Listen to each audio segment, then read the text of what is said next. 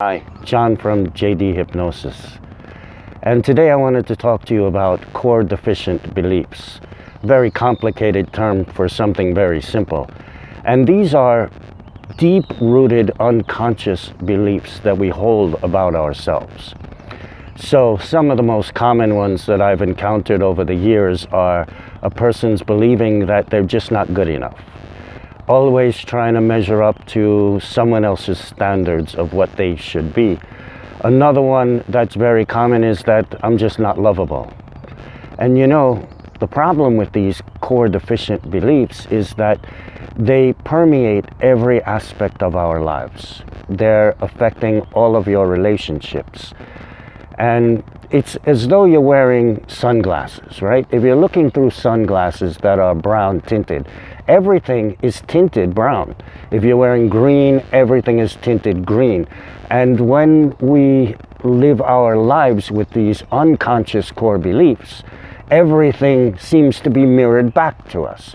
So that someone who feels that they're unlovable is seeing that in everyone else as they interact with them.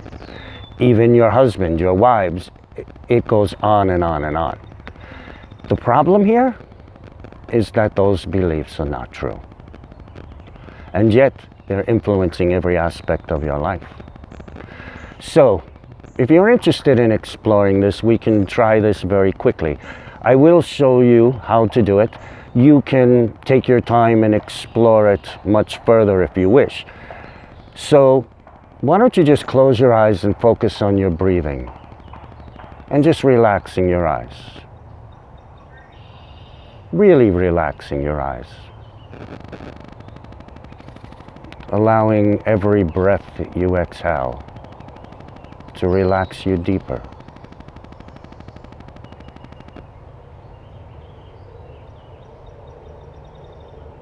And again, when you're doing this alone, you can take your time doing it.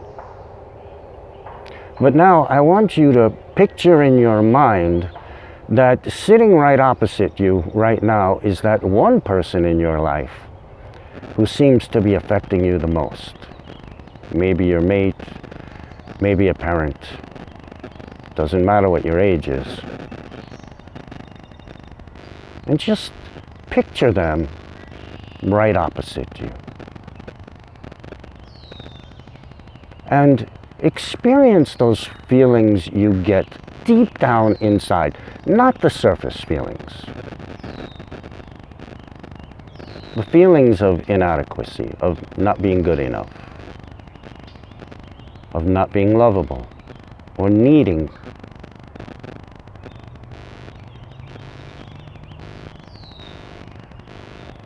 What I want you to do is really experience those feelings and put a short name to it.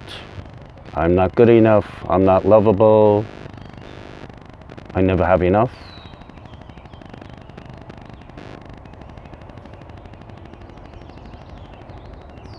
Now I want you to imagine those words that you've come up with as though they're on a computer screen and you can see them clearly in your mind. And watch as you consider this. Is that me? Is that unlovable me?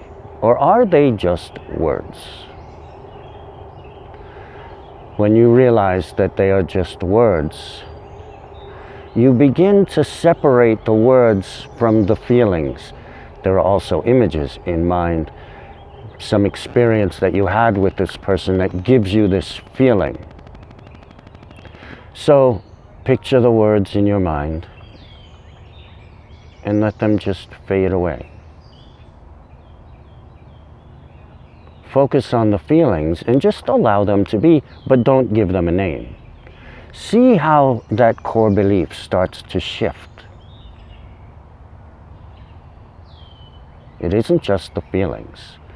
It's the words we associate with those feelings. It's the images that we see in our mind's eye that are connected to those feelings that make them so powerful.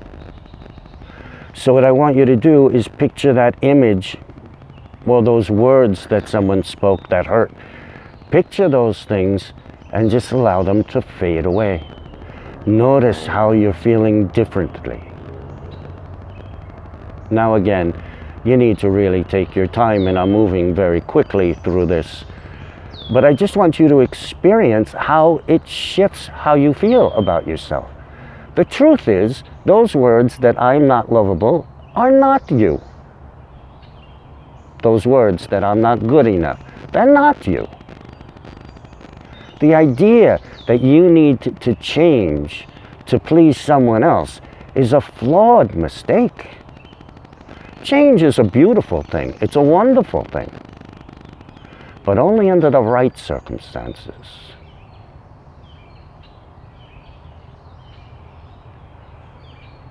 Now consider the idea, just for a moment, that you really are beautiful in and of yourself. Because that is the truth. You're not here to be like your sister or your brother or this one or that one.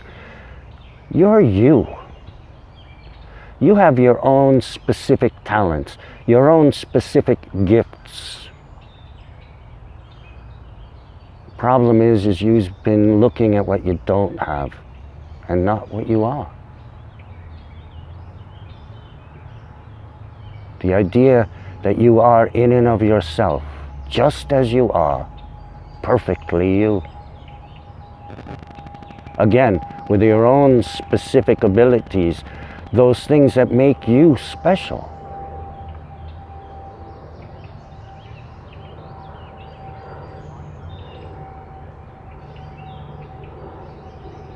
So once again, begin to separate the words from the feelings, the images from the words and the feelings, and they lose their power. It is when we put them all together that they become so powerful, so influential in our lives. The truth is, there isn't anybody who's unlovable. There isn't anybody who's not good enough. Just be you. I speak so many times about being happy. If you've seen my other videos, or if you'd like to, you can go to my website at JD Hypnosis, and you'll see many more conversations about happiness. And I want you to be happy. You ought to be happy. And you ought to take advantage of this difficult time to explore yourself. To learn that maybe, just maybe, you are beautiful, just as you are. And that change is a healthy thing, but only under the right circumstances. Change is only good when you choose the change for yourself. It's a wonderful thing to take on attributes that you want. It's beautiful. I've spent my life doing that. I think Plato, who's one of the wisest men to ever live, said very simply, if you want an attribute, act as though you have it. Be that. But most importantly, learn to love you for who you are. Not for what somebody else expects of you. Not for what you want to be. Love yourself for who you are. So until next time, have a wonderful day. And I also want to remind you that these concepts are wonderful concepts to do on a conscious level, but they become much more powerful on an unconscious level. And they become even more powerful when you have someone to guide you through the experience. So whether you use me or another hypnotist or whoever you choose, it might benefit you to have someone guide you through the experience so you don't get sidetracked. Anyway, until next time, this is JD Hypnosis. And please, try to love yourself a little more. Bye now.